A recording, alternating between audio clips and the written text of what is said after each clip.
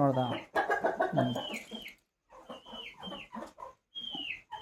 ಎಷ್ಟಲ್ಲ ಎರಡಲ್ಲ ಅದ ಎಷ್ಟಲ್ಲಣ್ಣ ಎರಡಲ್ಲ ನನಗೆ ಗೊತ್ತಿಲ್ಲ, ನನಗೆ ನೋಡಿರೋದು ಇಲ್ಲ ಎರಡಲ್ಲ ಬೆಳಗ್ಗೆ ನೋಡಿದೆ